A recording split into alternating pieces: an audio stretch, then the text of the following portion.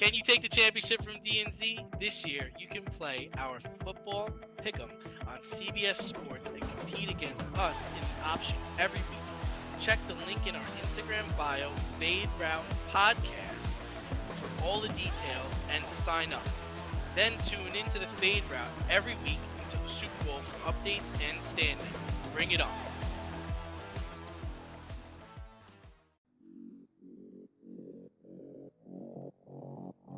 Coming at you from the Hey Yo Studios, it's the Fade Route with D and Z. Here are your hosts, D and Z.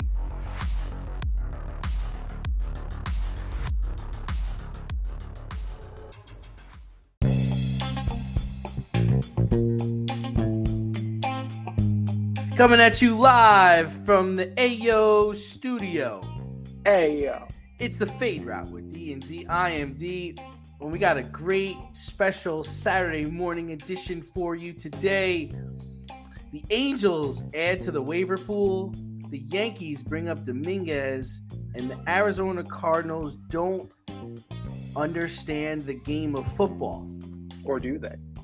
We'll begin today's show. Kicking off headlines, we have Joe Burrow returning to practice a little over a week before the first game and about a month since his last practice.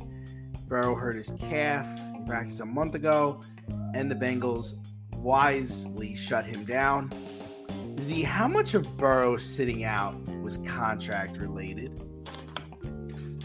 Well, first and foremost, good morning and happy season 4 premiere. Good morning. Good morning. Good morning. So, this is a twofold, for me, at least how I see it, it's a twofold reasoning as to why Joe Burrow would sit out and why the Bengals would insist that Joe Burrow sit out. Your depth chart consists of Joe Burrow and Jake Browning. That is it. That's the list. So if you have any aspirations to get to the Super Bowl to unseat the Chiefs, which the Bengals are realistically one of the small handful of teams that can actually do that because they've done it before. You have to treat any Joe Burrow injury with kid gloves. You already lost a season of his because he wrecked his knee. So with anything, you got a hangnail, have a seat. Oh, you got the sun's too bright, sit down. We'll put a visor on your helmet. Just, you're hungry, we'll give you we'll make you some eggs. Joe Burrow is the engine of this car. Is it motivated by contract? He has at least 262.5 million reasons why he needs to sit, right? That's Justin Herbert's number. We can argue that Joe Burrow's better than Justin Herbert. I can make that argument pretty well, pretty convincingly. He is going to be at least 350, I would say, when contract talks come. So the Bengals and Zach Taylor want to protect their investment. Joe Burrow wants to make sure he cashes in. And as a collective, these guys want to make sure that they're there at the end so they can take on the Chiefs healthy and whole.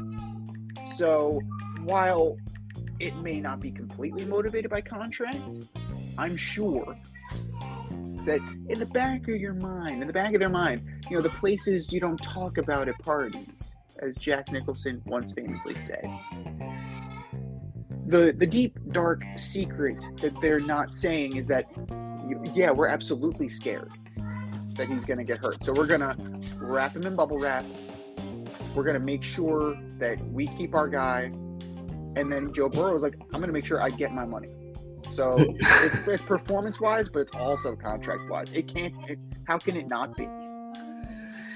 Yeah, I'm not sure. I mean, listen, I've hurt my calf before. It does take a long time to heal. And even when it's healed, you're still not so confident, like pushing off of it and playing on it.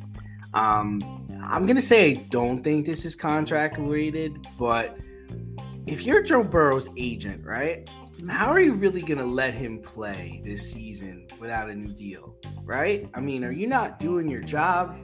I mean, this is football. I mean, your career and your life can change in a moment. We saw that happen with Dak. We see that happen all the time. So, I mean, like you said, the bar is 262 because Justin Herbert signed his 5-year contract extension a few months earlier. But if you're Burrow's agent, like, what are you looking for? I think you said 350. Is that really what you want? I would say 350 is the baseline. 350 is where we're starting. That 350 is where we're starting, Z. Whoa. Oh, man. He needs to get you in the room right now. You need to be his agent right now. 350. Okay, so where are we doing? 350 5 years, 350 7 years. What do we got? What do you think? I would do 350 6 years with a player option for 7. Okay, so and or a mutual option. You know, I'll be gracious. A mutual option for 7. Mutual, and you've already told this to the Bengals. What are you feeling? Like, is this is this something we'll talk about after the season's over? What do you think? I'm giving them a deadline. I'm saying that we have until, we'll say September 6th. You have until September 6th. Okay. The day before the season starts. Right before the season starts, we want a contract extension. We want 350. We'll give you the player option, and let's go. Or else we're just going to table discussions until the off season. Until the off season. And I'm going to raise this number. And you're going to raise the number, especially because and that seems what's happened here, right? Mm-hmm. It seems like that's exactly what's playing out. Is like, hey, this is my number. This is the years. This is what we want. And if you don't give it to us, in due time, we're tabling this.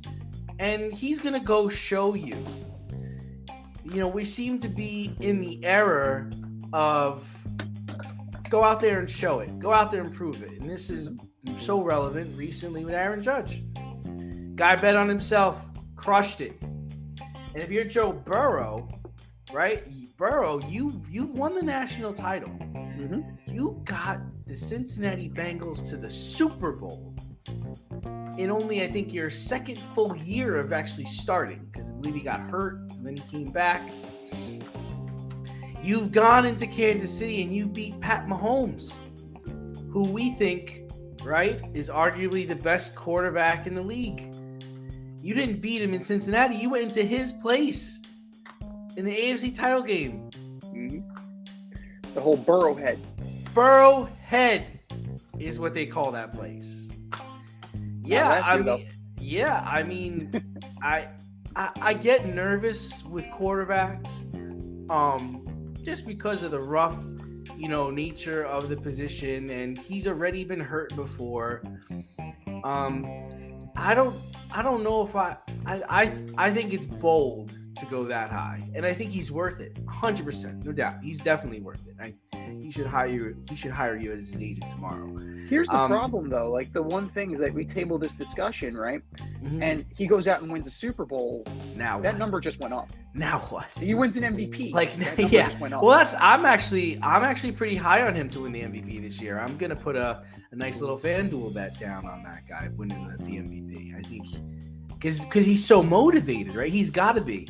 He's not. I think he's not only motivated by the new contract, but I think he's an Ohio kid, right? He's playing with his friends, Jamar Chase. I mean, this is his college buddy there, and not only that, but I think he wants to beat Pat Mahomes. I think he's motivated by getting there again, and he's not even looking at Josh Allen. He's looking at, I know what we've got to do. I know how to beat this guy, and I want him again. I want him. It's not like, we're going to have to go through the Chiefs. It's like, no, I want to go through the Chiefs. But you know what? I want them to have to come here this time. I don't want to go there. And that's the kind of attitude you want from your starting quarterback. I mean, for me, I'm tempering expectations and probably shortchanging Joe. And I'm going, 7 years, 300, 5 years, 280, 5 years, 300. Like, that's kind of what I'm looking at. Just because of the nature of the Bengals, like they just seem so. They're cheap. notoriously cheap. Yeah. They're notoriously cheap, and my whole thing is like, I think Joe wants to stay there. But if Joe is open to leaving, gosh, I mean, to me, I know you might think it's weird. You just opened the door there. Like that's. I'm looking at Denver. I'm looking at Denver. They've got Sean Payton. They've got the young running back. They have young receivers. Not Arizona. They have a really good defense. No, God, no. So that's where I'm looking. I'm like, okay, well, because what are they going to do? They're going to franchise me? Okay. Which is not a bad thing. Now, how long are you going to do that for? Well, look how they did with Kirk Cousins. Kirk Cousins is the benchmark for the franchising. Yeah. And then Kirk Cousins made his money. But that's very interesting, what you were saying about the potential of Joe Burrow. Think about the public relations nightmare. Because your organization is cheap. They don't care. They don't care. Ohio native, especially if they win the Super Bowl. They don't care. I think if they win the Super Bowl and if he gets the MVP, I think that changes everything. I think those are the only two things that are going to change the narrative on Joe Burrow. Because come on, Z, what more would this guy have to do? How come you haven't extended him? So what how does Justin Herbert get an extension before him? How does Josh Allen got his extension and Joe Burrow didn't? Come on. What would if he had to have won the Super Bowl, which he really almost did? If he has a tenth of a second more in the pocket, Jamar Chase breaks free down the sideline. All he had to do is get it out there, and it's a touchdown, and the game is over. Pretty much, they were right. They were right there. Mm-hmm. The Bengals are right there. They're knocking on the door, and they have a good defense. They have a good team. They really do have a good team. It's not just him, and they're studded on offense. They've got a good defensive coordinator. They understand how to beat Pat Mahomes, or at least control him, which is huge. No one else has figured it. Well, I think maybe Dennis Allen's the other coach that figured that out. But for the most part, nobody else has really figured that out. I mean, man. Need some last-minute fantasy football advice? Then the boys at the Fade Route have you covered. Tune in every NFL Sunday to Red Light, Green Light 1, 2, 3 with DNZ. D and I give you our top 1, 2, 3 fantasy starts, or green light, and fantasy sits, or red light. That's Red Light, Green Light 1, 2, 3 every NFL Sunday during the season. You can find us on Apple Podcasts, Spotify, and wherever you get the Fade Route. That's Red Light, Green Light 1, 2, 3 with DNZ every NFL Sunday during the season. Speaking of figuring it out, shout out to Coach Westhoff. Love you, Coach. We'd love to talk to you again soon, since we referenced Denver at one point. Don't look now. The Niners are at it again. They decided last week to part ways with former first-round pick, lately a controversial first-round pick in Trey Lance, sending him to the Dallas Cowboys for a fourth-round pick. So just so everybody's clear, just so we're keeping track, the Niners traded the number 12 overall pick in the 2021 draft, a first and the third in the 2022 draft, and a first in the 2023 draft, so they could take Trey Lance and trade him for a fourth-round pick. They're now it's Brock Purdy and Sam Darnold. That's your quarterback room. Shout out to Sam. Love you, Sam. Congratulations, Sam. So, is it put up or shut up time for Kyle Shanahan and John Lynch? Should they consider their seats warm? Fired. Just fired. I would have fired him yesterday.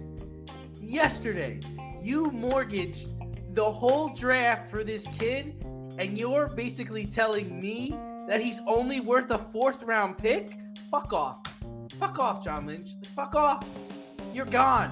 And if Kyle Shanahan doesn't win the Super Bowl, he's gone too. What the hell are you guys doing? What are you doing? And you're going to start the kid you took with the last pick? What did we do this for? If I'm the owner of the 49ers, I sat in a room with you where you traded up and drafted this man, and everybody was hugging, kissing, jumping on the phone. We did it. We got our guy. Holy shit, this is great. And you trade him for a 4th-round pick? And we're going to start the guy we took with the last pick? That's the plan? That's what we think is going to work? What did we spend all that time in this room for? What did we have all these coaches 12-hour days getting ready for the draft? We're not doing it next year. We're not doing it. We're not going to be in this office for 7 days a week, 12 hours a day, using the cowboy and watching all these guys run back and forth on film. If you're going to tell me that the last player in the draft is going to lead this team to the Super Bowl, we missed that badly. Everybody else in this league missed that badly. We all don't know what the fuck we're doing. I'm sorry. I'm heated. I'm angry. And I'm going to sit and watch every game with my hand over my mouth and just waiting to see the outcome. How long until McCaffrey goes down with an injury? How long until Brock Purdy gets hurt because you can't protect him? How long before Deebo Samuel gets upset because he's not getting the ball enough or he's getting the ball in the backfield? What about the Nick Bosa situation? Nick Bosa situation. How about this guy? We all forget that Kyle Shanahan ended RG3's career. Ended it. He was going to be the next big thing, and they made him play on a bad knee, and he's gone. I don't trust this guy's decision-making at all. Come on, Z, you're going to tell me that if John Lynch came into your office, you're the owner of the 49ers, John Lynch comes into your office week 4 and goes, hey, listen, we need some help on the offensive line, and I'd like to make a trade with this team for him. Can we pull the trigger on that? Fuck no! Get out! You don't know what you're talking about. How could he sit and talk with anybody with confidence? How can anybody look this man in the eye and say he knows anything about football? Why? Because he drafted Fred Warner? Hello, you could have had Micah Parsons at 12 if you didn't trade. Could you imagine that defense? Nick Bosa doesn't want to report? Fine, we don't need him. We're going to plug every A and B cap. No team's going to run on us. So let me see if I can interest you in these guys. They traded up for Lance, right? Oh, here we go. Here it is. Let's say if they didn't, let's say they still made the trade, but let's say they really did want Zach Wilson. So we traded up hoping the Jets would miss and we would get Zach Wilson. Zach Wilson got drafted. Fuck. We're not going to take Trey Lance. Can I interest you in Jamar Chase? Yes. Can I interest you in Jalen Waddle? Yes. Can I interest you in Penei Sewell? Oh my gosh, could you imagine that? Could I interest you in Patrick Surtain II, ball hawking on that defense? Yes. Okay, now let's even go back a little further. Let's say they just kept the number 12 pick. Could I interest you in Micah Parsons, a future Hall of Famer? Yes. Could I interest you in Elijah Barrett-Tucker, who's been hurt, but he's a solid lineman? Well, the Niners need not offensive line, always. How about this? Maybe we still do want a quarterback. How about we just take Mac Jones on a flyer at 12? Is that so bad? Or maybe you trade back and still get Mac Jones and maybe get some more picks. Could I interest you in Kadarius Toney? Yes, he's hurt. I know you don't like the Giants, but in their system with what they do with backs and receivers, it works. How about Alex Leatherwood? Travis, and the fucking list keeps going on and on. Well, let's not get crazy with Alex Leatherwood. It goes on and on, Z. You didn't need to trade up for this guy, and then you let him go for a 4. You couldn't even trick other teams into giving you more for him. A D2 player who barely played college football. And you're gonna tout yourself out there and pump out your chest and, oh yeah, we did what was best for the team. No, you didn't. You ruined him. I actually feel bad for him. Because he probably is really a 4th-round pick. But everybody hyped him up to the point where he got taken in the 1st round, and it might have ruined his career. It really might have. Because he's going to a place where they're not going to utilize his talent the way that the 49ers would. They're not. And it's not fair. And I feel bad for him because like Sam Darnold and like all these, like Mark Sanchez and like Zach Wilson, their careers are over. They're over. Ugh. Aggravation, frustration. Ugh. From this trade alone, the Dolphins turned those picks into Jalen Waddle, Bradley Chubb, and Tyreek Hill. Can I interest you in that? It's a bad look. Like, I 100% agree with you. And nobody talks about it. Nobody talks about it. Now, with this, before you get into your whole spiel, Z, come on. You're telling me you and I couldn't make a bad move like that? You're telling me that you gave me the keys to the car, I couldn't jack up a draft that bad? But here's the thing, though. They have been to the title game in 3 of their last 4 years. They've been to the Super Bowl. They are victims of success. Did they win? They win? They didn't win. They did not win. But that's the problem. This team is a victim of its own success. They fooled themselves into thinking that they're in a good spot. And they are in a good spot. Now the problem is, though, Brock Purdy needs to be perfect.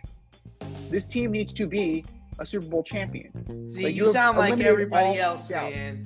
You sound like, because come on, what good, look, okay, let's look across the street. Let's look on the other side of the country. Joe Douglas. Oh, yeah, you got Sauce Gardner. Awesome. Oh, great, you got Garrett Wilson. Great. What good is it if you don't have someone to drive the fucking car? Because you missed on Zach Wilson so bad that they had to go out and get 2,000-year-old Aaron Rodgers to run this damn offense and gave them into all the list of demands and all the players he wanted. Now, what if that fails? Another one. Then Joe Douglas is going to get out on his ass too. Another one. No, but we keep defending the narrative saying, well, you know what? He did miss on Zach Wilson, but man, he drafted the offensive rookie and defensive rookie of the year. He did really good there. Oh, man, and he got Mobley playing linebacker. And, oh, my gosh, like, he's got Elijah Vera Tucker. This team is going, oh, he made all the moves to get Aaron Rodgers here. Like, they're overlooking the black eye. Everybody is. Everybody is. And I don't know why. I can't figure out why everybody's getting a pass on this. Can't figure out. But we dogged the Rams. We dogged the Rams for the trades they made. They went and won the Super Bowl. How's that working out for them? It's a different situation. It's completely different. Because they won? The Rams, one, because they won, and two, because the Rams completely mortgaged their future. The Niners still have draft picks, in case I miss anything. Oh, okay. The Niners still have draft picks.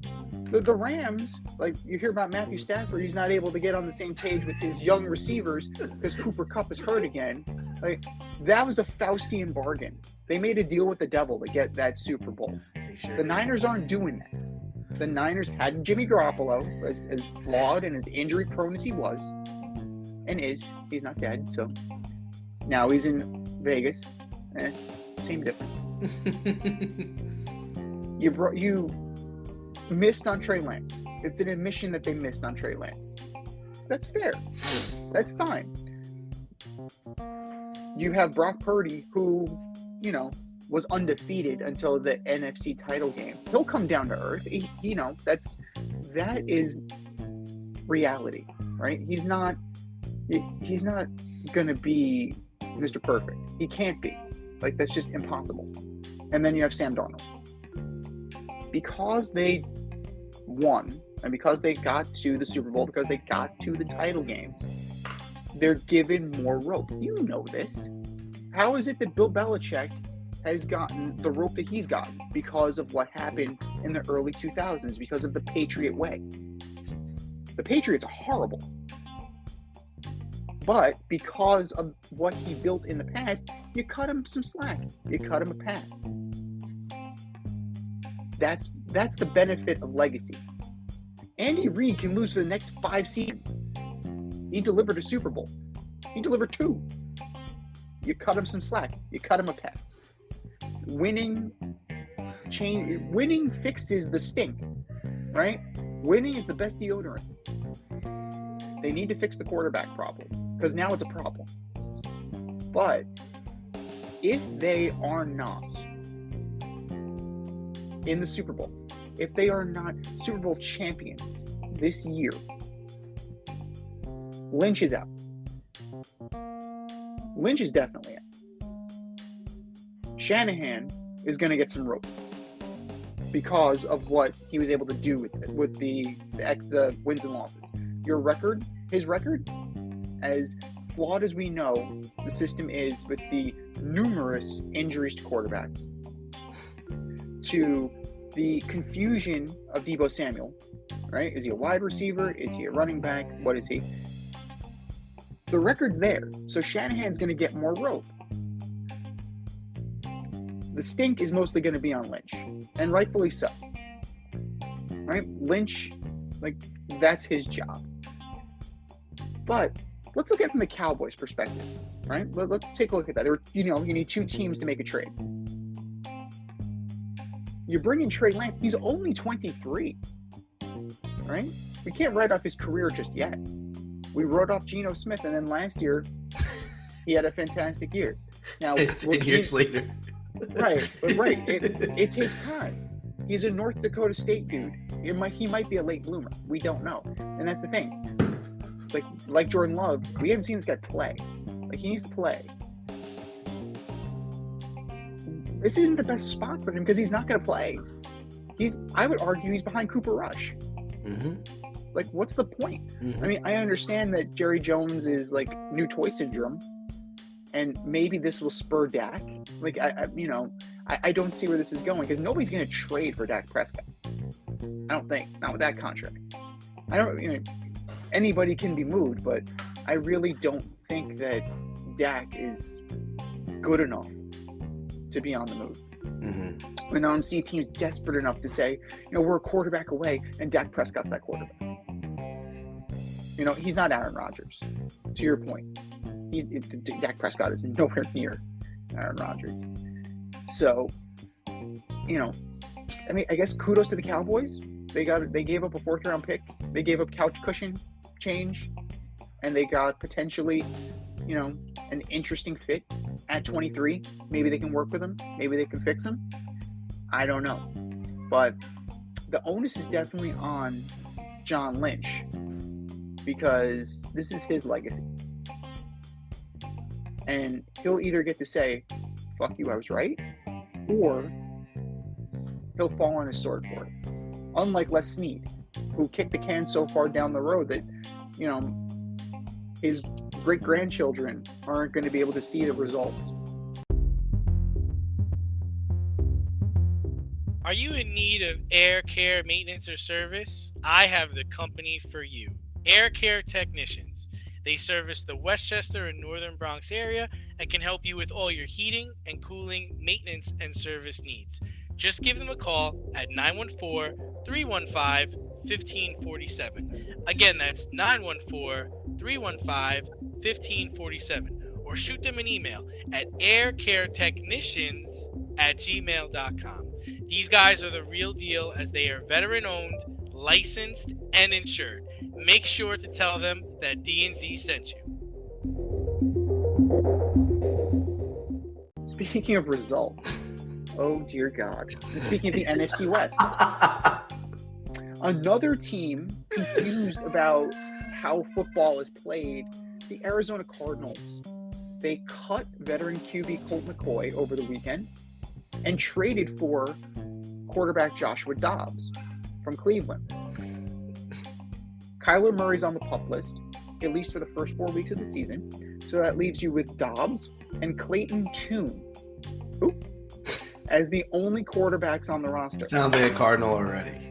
That's perfect. Can it carry Tune is the question. Are the Cards tanking without saying they're tanking, showing everybody that they're tanking, or are they seriously thinking they can compete for a Super Bowl? No, man, they're tanking. How do you? I mean, I wonder how. That's another conversation. I wonder how that went. All right, Colt. We're gonna cut you today. He's like, what? What? Who? Clayton who? Josh, listen, you've been traded to the Cardinals. I'm sorry, I've been traded where? Who? The football equivalent of Siberia. So those are two conversations that was like, and I'm sure on the way to Arizona, Dobbs was like, wait a minute, they just call McCoy. am I starting next weekend in an offense? I haven't even seen the playbook yet. Bullshit. Yeah. I mean, listen. This is the whole thing. Everybody wants this USC quarterback, right? And that's what this is all about. We're about Caleb Williams. He's so fantastic that he's going to be able to revive the Arizona Cardinals. Is that where we're at? I don't know. To be honest with you, like that's the other thing. They paid Kyler Murray. Yeah. And what's his deal? Is he finally just gonna go play baseball like I've been speculating for like 2 years now? Because the A's own his rights, so fuck no. No, think about it, right? They're going to Vegas. God. That could be. He's gonna go straight to the majors. Is that your? Yeah. That's the prognostication. I mean, if you're him, right? And kudos to his agent because they worked up they just stole from the Cardinals. But if you're him, you're like, well, what am I coming back for? Like, because if let's say he comes back, I think he's eligible to come back week 4, right? Mm-hmm. Let's say he sticks it out and comes back I think between 4 and 6 you have to come back. So let's say he comes back week 6, and they're 0-6. Like, do you play him? If you're him, are you like, I want to play? Like, because the thing is like for him, his incentive, right, is to play and win. Like, if you're him, you don't want them to get the number 1 pick. You don't want them to get Caleb Williams, right? But if you're the Cardinals, you don't want him to play because you clearly are trying to lose so that you do get the number 1 draft pick, right? I'm confused by this because of the situation they have with Kyler Murray. Yeah. Now, it's not so clear cut, right? I mean, it's week 1 in college football. Caleb Williams is already coming out saying he's undecided whether or not he will even come out. Oh. But that's other bullshit, you know? Like, the draft is in May. The draft is in April. Dude, he's in Wendy's commercials. He's in Wendy's commercials. He's making money. He's making money already, man. So is Reggie Miller and Reggie Bush. And he's at USC, man. He's getting money. Like, he's getting paid right now. Right. But there's also the question of Marvin Harrison Jr. Now, if you keep Kyler and you draft Marvin Harrison Jr., that changes the dynamic. Or, I mean, stranger things have happened. The Cardinals, I mean, we can guarantee at this point they're starting Joshua Dobbs and Clayton Tune. They will be getting the number 1 draft pick. Maybe you trade back and you get some offensive line help because you have DJ Humphries, Elijah Wilkinson, Froholt, Will Hernandez, the immortal Will Hernandez from the Giants. He sucks. So that's all you need to know about the offensive line. If they don't want to go with Caleb Williams, or if Caleb Williams doesn't come out, you need to have some backup plans. You cannot put all your eggs in the Caleb Williams basket, especially since you paid Kyler Murray. Like, you stupidly paid him. You stupidly hired Cliff Kingsbury. And now you're trying to undo that, right? It's a nightmare. It's an absolute nightmare. And then you look at the veterans on this team, right? Budda Baker. Budda Baker's wanted out for a few months now. Mm-hmm. He requested a trade. I think they paid him. I think they wound up paying him. I mean, I would listen. But if you were Kyler Murray, I got my money. What do you think? If I'm Kyler Murray, I got my money. Do you want to play? Do you want to play this year? Has he demonstrated that he wants to play at all? He would just rather play on Twitch. Yeah. Like that's kind of who he is. Now, my whole thing is this is like you took Kyler Murray, number 1 overall. He had some success. He wasn't a total bust. Like, he could definitely throw. I mean, he's got maturity issues, but he could definitely throw a football. And he's tiny. He's tiny, but I believe Is only Deuce Vaughn is Caleb shorter. Williams going to be that much better? I mean, I just remember, if you remember years ago, they drafted Rosen. Remember, they drafted Josh Rosen. They traded up for Rosen. Traded up for him, right? So I don't really know. I don't know what the right move here is. But my whole thing is like, I think it's straight trash. I mean, you had opportunities to make this team better, and you decided not to. I mean, how do you think the veterans feel on this team? Right. Like James Conner, Zach Ertz. Zach Ertz already said, "I'm not playing week 1. I'm still hurt." Yeah. He's like, trade me back to the Eagles. I'm hurt. Trade me back to the Eagles. And that's what Zach Ertz is saying. Like read between the lines. They're not. I want to go back to the Eagles. I don't think they're in a not that they could win in their division, but it's going to be competitive in their division. I don't think the 49ers or the Seahawks are just going to run away with this thing. Like, there's competition. You can fight the Rams for a third spot and potentially a playoff berth. And, I'm not like you. Here's the thing: is like you could have still tanked and kept Colt McCoy on your team. That's all I'm trying to say. Is like, why is it good enough to get you beat quarterback? Why are you going to bring this kid in from Cleveland who's never even looked at the playbook for, never been like a number 1 guy?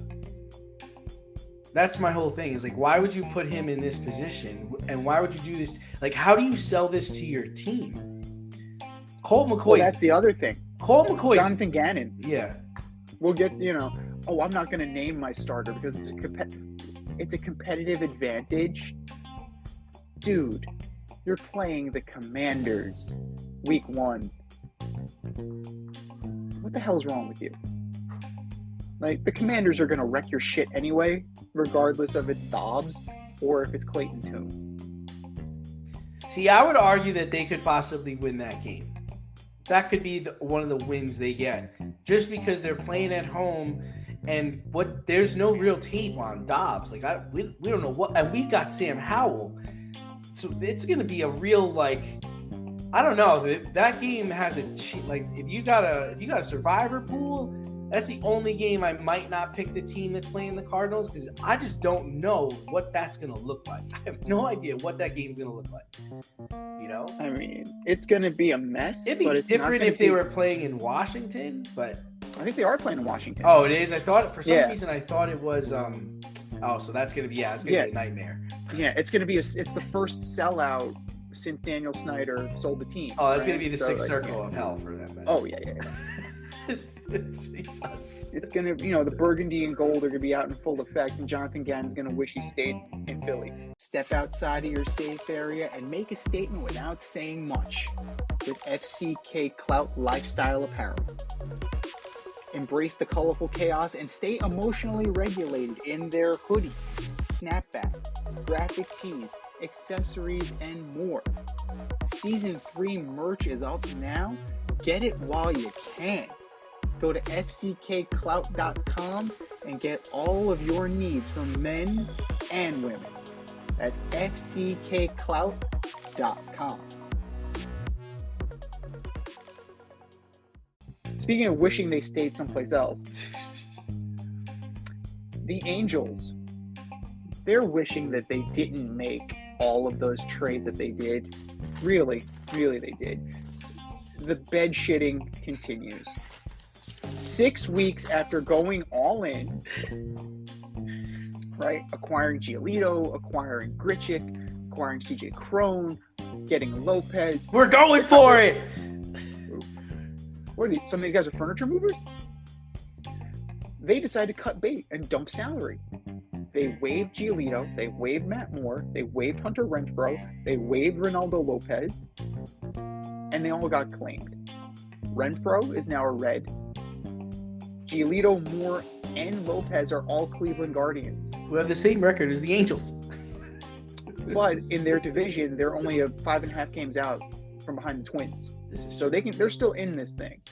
And to a corresponding move, the Guardians got rid of Noah Syndergaard. We'll talk about him later. Most people are speculating this is an attempt to get a higher compensatory pick once Ohtani leaves and to reset the salary structure.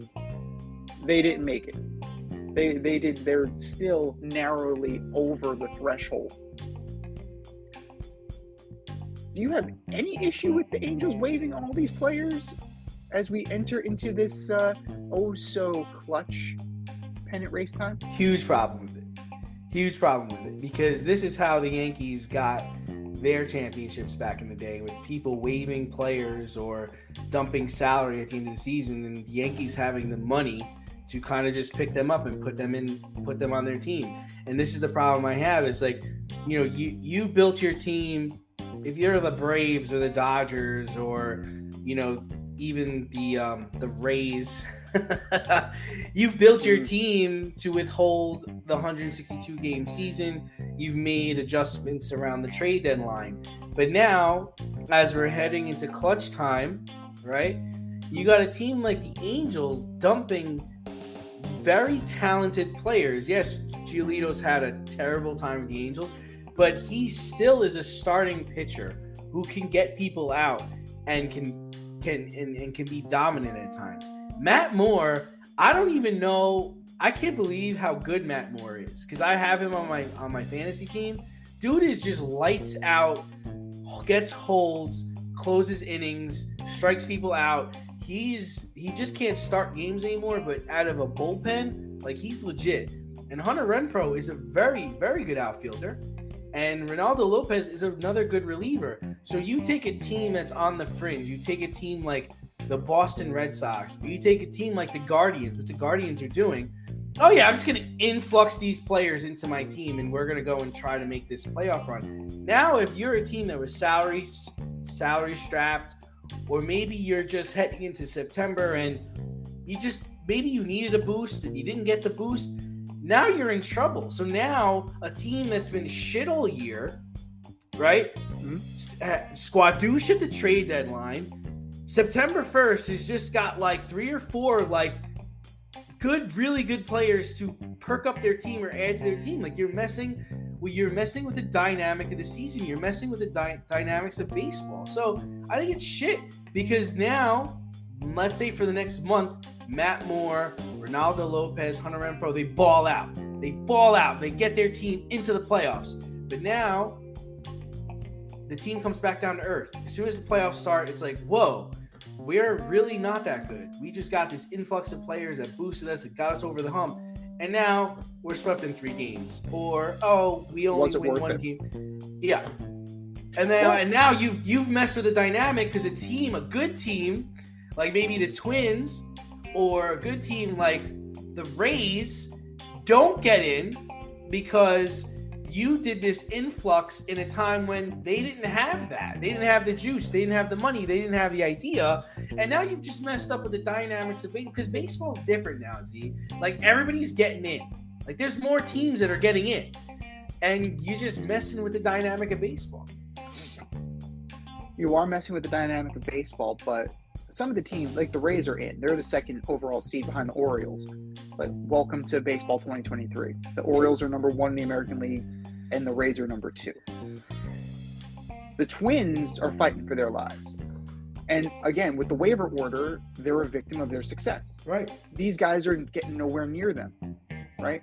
Think about where the Guardians traded Aaron Savali. They're like, we're done. They traded Savali to the Rays. They punted. But now, because of their weak-ass division, because the Twins are the Twins, they can make a run. And this isn't their perfect opportunity. They imported a third of a pitching rotation. All right? They imported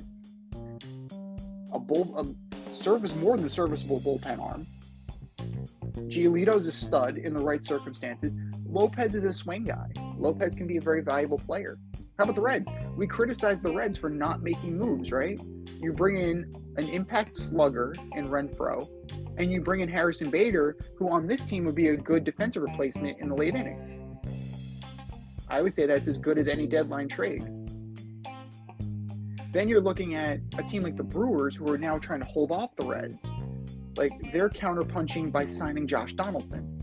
I don't know how that's going to work out. But GMs have been petitioning for a secondary deadline. And I'm inclined to agree that they need a secondary deadline. Just in the past, there was a waiver deadline. If August 1st, that's fine. Like, if August 1st is our new trade deadline, make August 15th your waiver claim deadline. Do something, you know?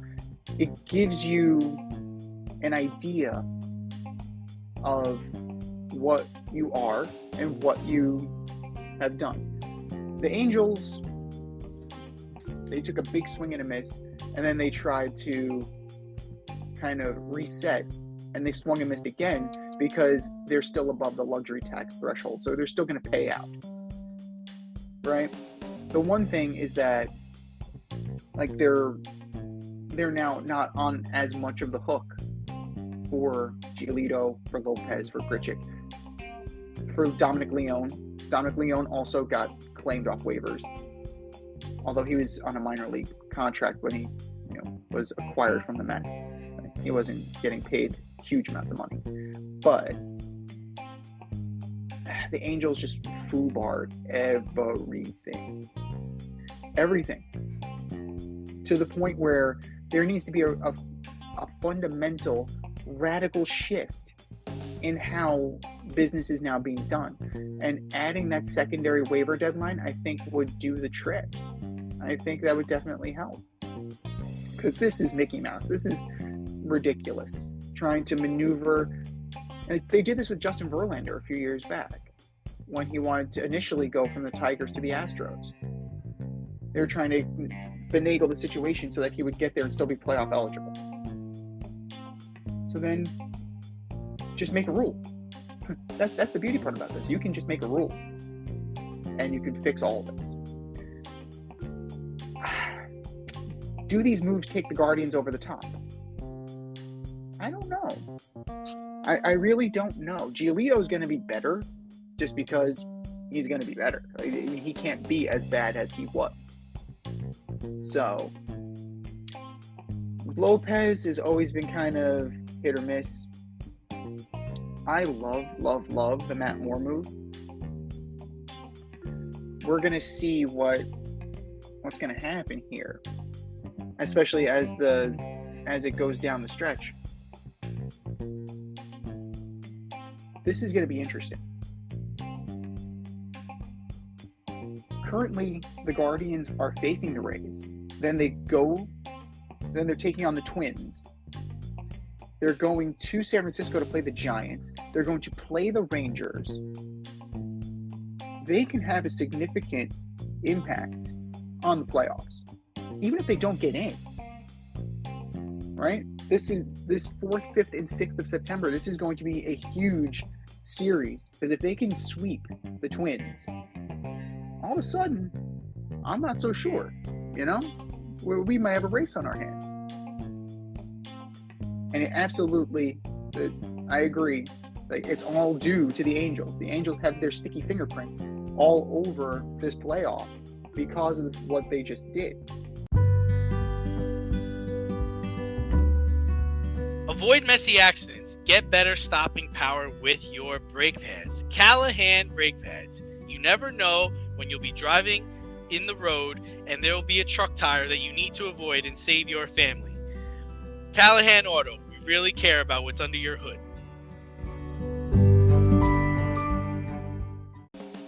Rather than waiver wires, let's talk about some white flags. The New York Yankees waved their white flag, calling up all their kids.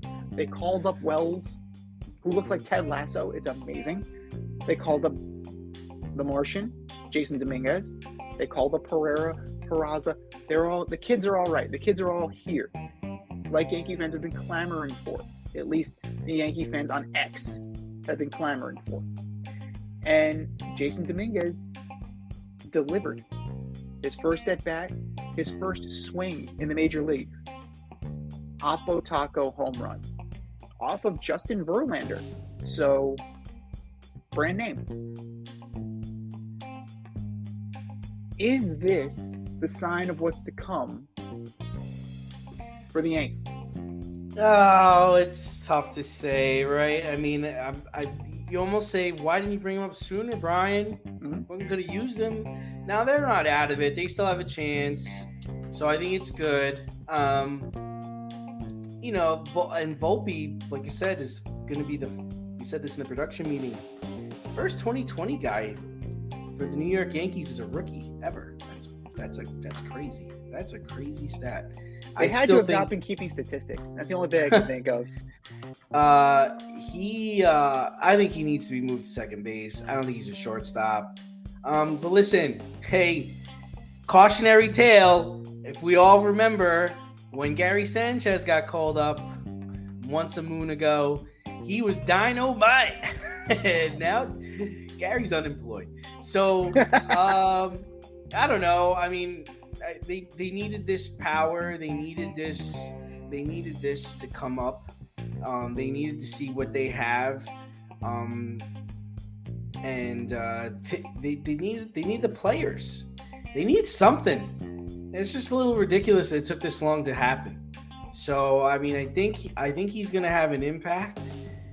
I'm not sure if they're all worth what Brian has passed up on over the years. That's the other thing I'm not sure of, and we won't ever find that out for quite some time. But I'm glad they're up. Wish them well. Maybe you can come in third. Okay. I mean, I can interest you in these three names. Gary Sanchez, you mentioned. Kevin Moss. Shane Spencer. Only one of them had carved out a decent career for himself. Yeah. Shane Spencer. Yeah. Now, what do they all have in common? Late season call-ups and just mashed.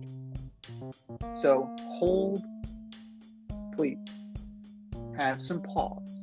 This has happened before in Yankee history. It's happened before in baseball history.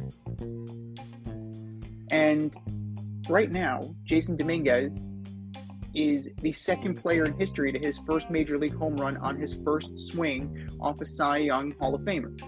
That would be Marcus Timms when he hit his grand slam off of Randy Johnson. You got all that? It reminds me of Little Big League with that ridiculous statistic. He's 2 for 7. He's 2 for 17 on odd days during day games at home in a dome. So let's have some pause here and let the kid get his feet wet underneath him. He went 1 for 4. So take that for what it's worth. It's a good moment. It's an awesome moment. His parents were there. His feet probably finally touched the ground. But what this projects to be long-term remains to be seen. It's 4 at-bats. Let's pump the brakes a little bit. Now, the good thing is the Yankees won. The Yankees need wins. That's what needs to happen. The Yankees need to win. And if that's what's going to happen, if this is what's going to spur that on, then awesome. If the youth movement, if the Yankees are going to invest in that youth movement, and it's going to be like, we're too young and we're too dumb to know any better, like, this could be a very exciting month of baseball in the Bronx. There are no expectations, right? They're not going to... Oh, I don't know about that one. I don't know if there's no expectations. I think there are, actually. I think some Bronx and Yankee fans are delusional in thinking that, that this is going to be their ticket and this is going to get them into the playoffs. You said the word is delusional. Correct. Delusional. None of those guys can pitch. None of those guys can pitch. So, as good as these guys may have been in AAA, and Esteban Florial's still down there. Like your team leader in home runs, team leader in average. I think he's their Triple Crown leader. Dude's still in AAA. So you need pitching. Rodon's not good. Severino, he's been better, but still, I don't trust him. Cole is cold. And now the bullpen is leaking. Clark Schmidt is in. The bullpen is leaking. I don't know. Like, players, they're overused and they're done. Like, I mean, we're getting excited about Clark Schmidt. I'm not a Clark Schmidt guy. He's okay. He's decent. That's all I got. temper your expectations, folks. Please, like, for your own sake. And if these kids, and they are kids, I think the oldest one is 24, if they don't deliver right away, are we going to get they're horse shit, we got to get rid of them?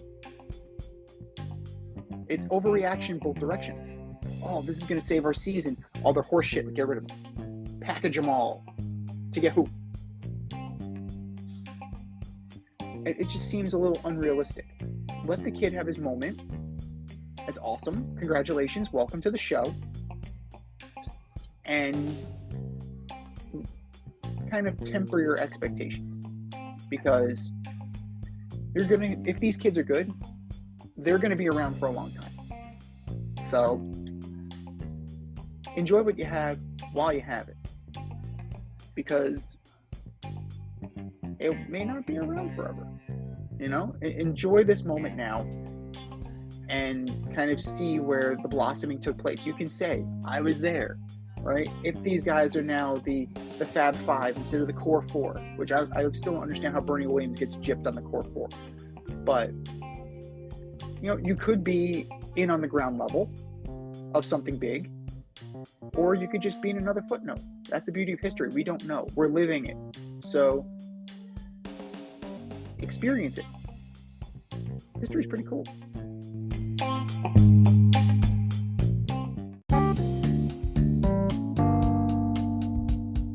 If you want to get on the action, we want to hear from you. Hit us up, faderoutemail@gmail.com. Slide in our DMs on IG @FadeRoutePodcast. Drop us a DM on Twitter @FadeRouteDNZ. Comment on our YouTube channel, The Fade Route with DNZ. Questions, comments, picks, segment suggestions, you name it, we want to hear from you. Get at us, in crowd.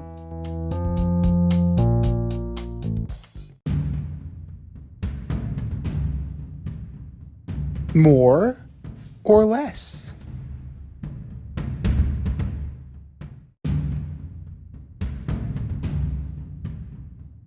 All right, boys and girls, we have a phrase, and it's either more likely or less likely that it's going to happen. More or less, number one, Anthony Richardson will lead the league in picks. Oh, man. God, I hope not. I hope not, because he's my fantasy quarterback. I figured that's why that question was there. I figured there was some fantasy tie-in. All right, so I'm gonna say more likely, because the only other person I can see throwing more than him is Stroud, right? I just don't know if Stroud's gonna last the whole season. You mean of rookies, or do you mean the entire league? The entire league. Really? That's interesting. Yeah. Okay, but yeah, I do. I mean, I just think I don't think there's anybody else that's going to be really throwing more picks than him. He had an accuracy problem in college, and even this preseason, he's had some accuracy problems. He's thrown several interceptions. So, yeah, I don't know if there's anybody outside of Stroud, and maybe whoever relieved. No, it's because Jordan Love has looked great. I mean, because I'm thinking about rookie guys or young guys. I'm thinking about guys that have been in the league less than 5 years. I don't think anybody that's been in the league more than 5 years is going to lead the league in interceptions. So, yeah, I'm going to say more likely. I'm going less likely. And do you know who led the league in picks last year? No, actually, I don't think I do. Dak Prescott. Whoa, what are you, like 13? 15. 15, yeah. So, it's always a question of accuracy, right? You're absolutely right. Accuracy is an issue, but also aggression. Yeah. If you play with an aggressiveness, you're more likely to turn the ball over. So you had Prescott and Mills tied at the top. Davis Mills tied at the top in picks. That guy. So you have your side of the argument is validated, right? Young guy, accuracy issues. But then underneath, next tier, Kirk Cousins, Derek Carr, Josh Allen. So scheme plays into this. A more aggressive downfield scheme and a more willingness to try and make plays means you're more prone to make mistakes. So I'm going to go less likely that Anthony Richardson will lead the league in picks because you still have these veterans who are making mistakes, right? You still have these veterans who are still too aggressive. So he'll be up there. I mean, he'll be double digits. I'm going to say 10, but Wow, you got him only throwing 10? yeah. You know who else threw 10? Justin Herbert. So I got him. And he got hurt last year. And he's right. But, surprise. Oh, I hope you're right. I love it. Great. Yeah. I think that he'll definitely be double-digit picks, but also in the low teens in terms of touchdowns. Yeah. Oh, low teens. Low teens. So 13, 14, somewhere in there. So the ratio is not going to look good, but he's not going to throw enough picks to lead the league. Will he have more touchdowns or more interceptions? More touchdowns, barely. Okay. Zay Flowers, more likely or less likely? Zay Flowers will win Offensive Rookie of the Year. Man, that's tough.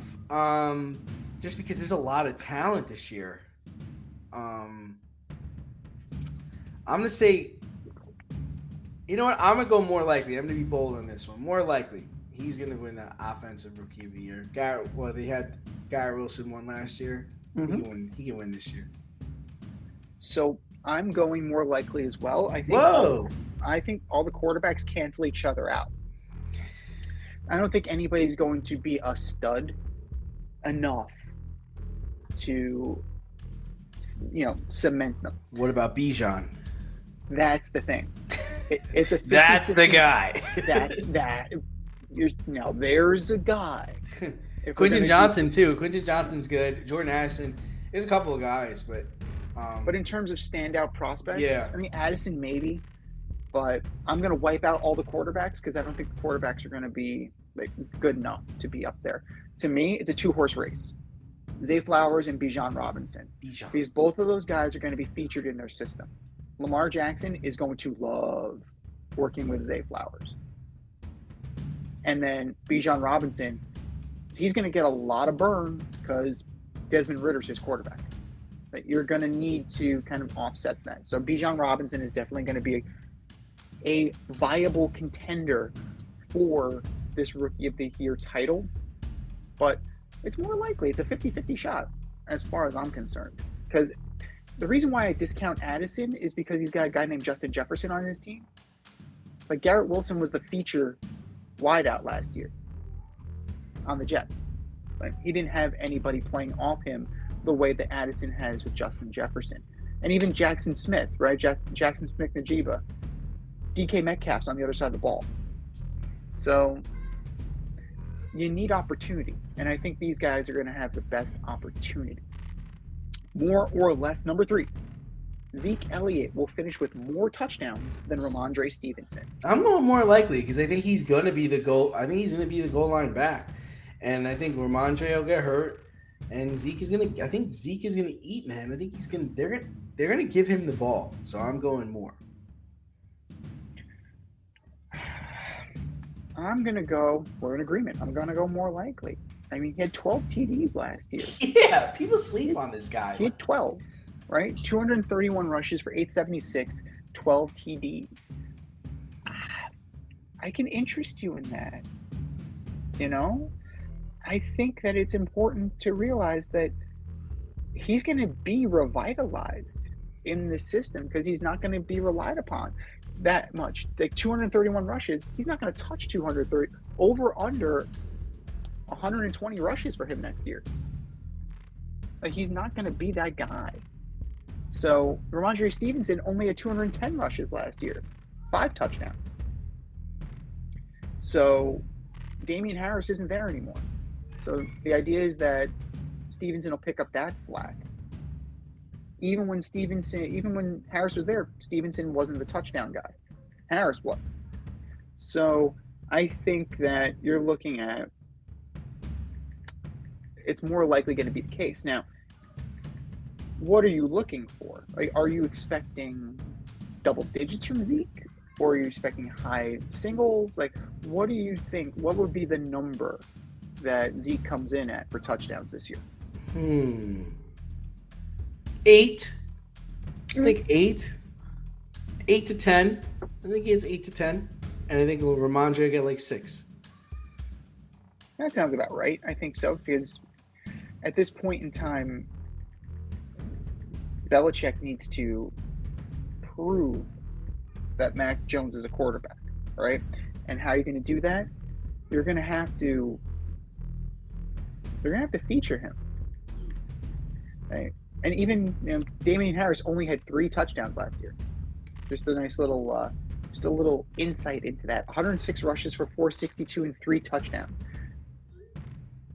They're not the Patriots aren't featuring the run as much as they used to. But I'm thinking for Zeke, 9, maybe 4 for Stevenson, and then kind of go from there. But Zeke definitely is going to eat, and Zeke is definitely going to come out on top in this backfield.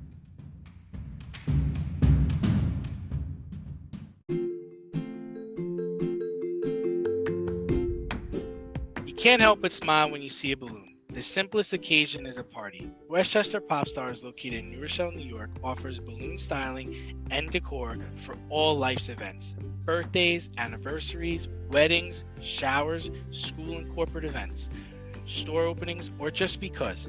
Westchester Pop Stars takes balloons and shapes them into works of art, creating decorative installations for your special occasions. No event is too big or too small, and their custom personalization service is top-notch. Westchester Pop Stars is a private studio, quickly expanding. In-person consultation is by appointment only. Send an email to westchesterpopstars@gmail.com for more information or to schedule an appointment. No need to hire an event stylist. All you need is balloons. Currently servicing Westchester, Putnam, New York City, and Connecticut. To find Westchester Pop Stars, search for them on Instagram, Facebook, or Google.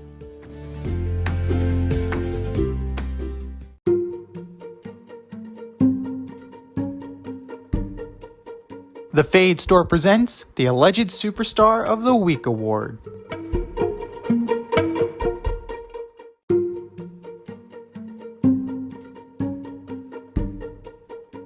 All right, you know what time it is. It's time for the Alleged Superstar of the Week. We put up a poll on our X account at FadeRouteDNZ, and you vote, and you vote, and you vote, and you vote. And the winner of said vote gets the coveted ass trophy and a shout out on this here show. Do you know who took home the coveted ass trophy last week, Dean? No. Wander Franco. Oh, geez. Well deserved. That guy's a piece of crap. There are reports that a secondary investigation has been launched with another underage girl. Eesh. Yeah. So, vaya con Dios, you're done. You know, Major League Baseball has moved on. Taylor Walls has now kind of taken that job, and now we await justice. But that was last week. This is this week. Who are your nominees for Alleged Superstar of the Week, D?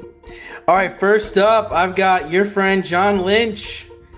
We spoke about early in the show. You traded a king's ransom for a kid that only played a handful of D2 college football games. Then you sent him for a 4th-round pick. Sent him away for a 4th-round pick, and you're rolling with the guy you took with the last pick in the draft. You, my friend, don't know what you're doing. You don't know football. John Lynch, you're my Alleged Superstar of the Week. Number 2, the Arizona Cardinals. Cutting Colt McCoy a week before the season starts. Huge white flag to your fan base, the entire league. We understand Kyler Murray, DeAndre Hopkins, J.J. Watt, and James Connors were mistakes, but you owe it to the league to compete at a high level. Dobbs at starting quarterback, not a strategy for winning, dude. Arizona Cardinals, you are my Alleged Superstar of the Week. And number 3, the Los Angeles Angels of Anaheim. Waiving talent in the hopes of getting a good compensatory pick for Ohtani's Bush League, brah. You're messing with the fabric of baseball by infusing good players into a waiver pool as rosters are increased during September call-ups. Now teams that are set will need to compete with teams that are on the fringe that will, plug your talent into their team. Straight trash, homie. Los Angeles Angels of Anaheim, you are my Alleged Superstars of the Week. What do you got, Z? All great choices. All fantastic choices. I'm going to start with Jonathan Gannon. Jonathan Gannon, what can we say about you? Stating that you're not going to name a starting quarterback because of, quote, a competitive advantage. Dude, you ain't competing. Look at your roster. Look at your depth chart. You're not competing. Jonathan Gannon, you are my alleged superstar of the week. Somebody get him on the memo. Get him on the email chain. Like, just so he knows, like, dude, like, Operation Tank Job is in full effect. Number 2, the New York Yankees. Owner Hal Steinbrenner saying that he's going to have an outside firm evaluate the team, particularly their analytics department. So you're going to have an analysis of the analytics department, and we're going to have all this analysis and analyze this. Get good players. Get a competent manager, and get a GM that can do the job. Cashman inherited the team from Bob Watson and Gene Michael. The framework was already there. And since it has been a steady decline to where it is now. There you go. Analysis done. Checks in the mail, right, Hal? New York Yankees, you are my alleged superstar of the week.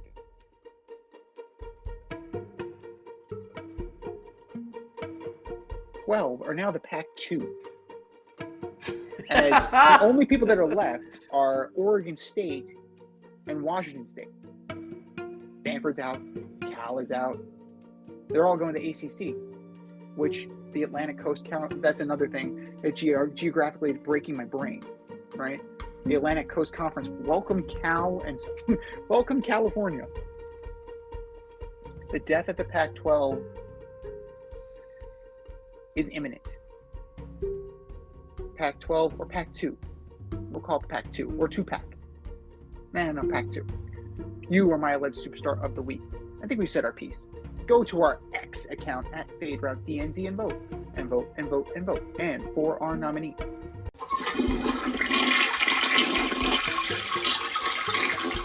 Just do better, boys. Just do better.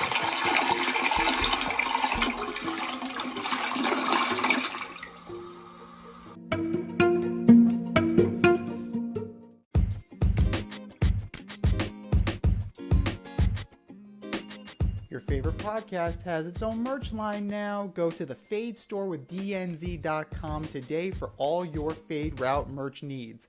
I'm talking tank tops, t-shirts, sweatshirts, like yoga pants, we got those too. Like some cool accessories, we got those too. And we're not done yet. We have so much more planned for you, but check out what we have today at the Fade store with DNZ.com. That's the Fade store with DNZ.com.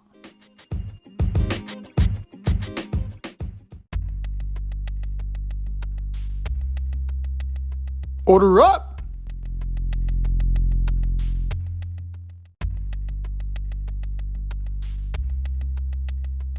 It is time to continue our division by division breakdown as we order up.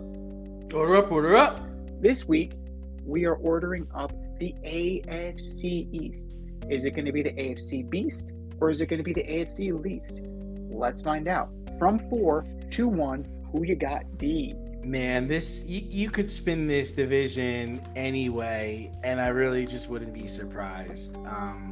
There's just so much happening with each team, and I do think it's highly competitive. It's not the least. Everybody's fairly good. It's kind of crazy, but I'm going to start with the Patriots. I just don't see enough talent on this roster to compete with all the other teams. So I'm picking them at 4.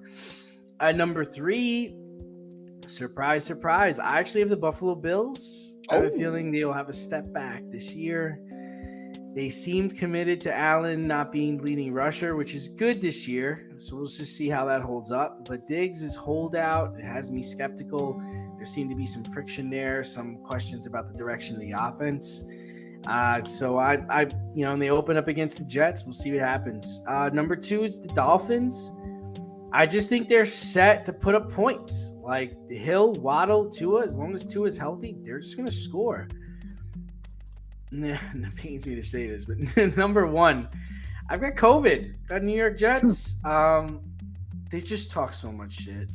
I can't imagine the disaster this will be if they do not win, if they fail. Like, that's the whole thing. It's like they've talked so much. I can't imagine what the backlash will be if they fail. So they have to succeed, right? Rodgers needs to win the MVP. Saleh needs to be the coach of the year. They need to get to the AFC Championship game. That's my story, and I'm sticking to it. What do you think, Z? This is the division that gets 3 playoff teams. Yeah. That's what, last year was the NFC East. This year's the AFC East. I think we're in agreement that the Patriots are not going to be one of those teams. Yeah. I don't know about Mac Jones. Like, that is the question mark. Juju, competent. Devontae Parker, competent. Kendrick Bourne, competent. Hunter Henry. Gesicki is also here. Yeah. You also took away from the Dolphins, right? So there's players. There are players. You need a quarterback. You don't have one. And it pains me to say that because I was very high on Mac Jones coming out of Alabama. Patriots easily in 4th place. Now, 3rd place, this may be a surprise for you. Jets, Jets. Like you said, talked all that shit. Talked all that mess. The lights are on bright. You're going to get the best shot every week. Yeah. Teams are going to circle you on their schedule. They want a piece of you, and they're going to get the best. Now, we saw what the Packers did, right? And you just imported a bunch of Packers offense. Maybe early in the season, they'll show flashes of what could be. But down the line, as the season progresses, what's that going to be? I don't know. But you're getting everybody's best shot. You're the darlings of the league. You brought in Aaron Rodgers. The spotlight is on. And historically, when the spotlight is on the Jets, that's when they melt. So, 3rd place. But still good enough. I'm going to say 10 wins. 10, 11 wins. 2nd place, the Dolphins. Now, this is a big gamble, right? This is a big gamble, provided that Tua is upright, right? He's taking Brazilian Jiu-Jitsu. He's learning how to fall so that he doesn't, knock his head, so he doesn't get any more concussions. Yeah, my 3-year-old's in the same class. You have to, apparently they have to baby-proof the line. But this team is built, right? Mostert, Hill, Waddle, Cedric Wilson is not bad, right? You have Tyler. You brought in Tyler Kroft to replace Gesicki. Okay, so you brought in some guys. Right? Now, you brought in Jalen Ramsey. Jalen Ramsey's not going to be there for the foreseeable future, right? He's on IR. We'll see what's going to happen when he comes back. But this team's ready. Like, if not now, when? If not now, probably never. Now, if they have to make the change, if Tua gets hurt, Mike White is a pretty good backup. Mm-hmm. Like, he'll still get some games. Like, we saw the flashes of what he's Mike gonna White can be. He's going to beat the Jets this year. Oh, it's going to happen. Oh, yeah. Oh, yeah. You heard it here first. We called it. That's, oh, yeah. Oh, yeah. Oh, yeah. Yeah. So, Mike White is a more than capable backup. And you also have Skylar Thompson. You have players that now have seasoning. You had Teddy, but Teddy was another health issue. So, quarterback, still a problem, but more talented options for sure. Number one, I still have the Buffalo Bills. To be the man, you got to beat the man. And these guys haven't beaten the man yet. So, you added James Cook. You have Latavius Murray and Damian Harris. You have a legit run game now. And you know what? Stephon Diggs, yeah, I get it. You're not going to be the focal point of this offense anymore. Josh Allen's not going to be the focal point with his legs. That might be the step backwards that you need to move forwards. If the team is winning, are you going to complain that you're not getting as many targets? I hope not, because that's a really bad look. The defense, it's ready. Like, Von Miller is out, but you have Leonard Floyd. Plug him in. Shaq Lawson behind him. The inspirational return of DeMar Hamlin. Like, that is going to be, that's big.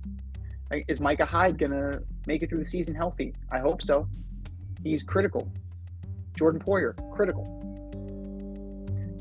If the defense stays healthy and produces, this team could be very easily division champion. And it's one of the small handful that could match up with the Chiefs. I'm not saying beat the Chiefs, I'm saying match up with the Chiefs.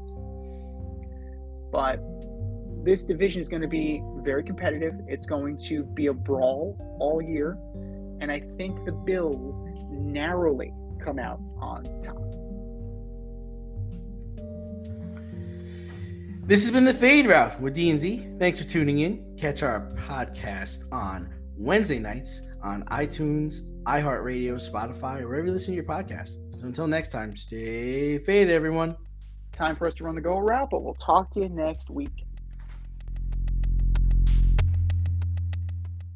Thanks for listening to this episode of our podcast. If you like what you heard and want to hear more, be sure to like and subscribe on your favorite podcast platform. Rate us 5 stars, leave us a review, turn on subscription notifications, and tell your friends. Spread the word, spread it wide.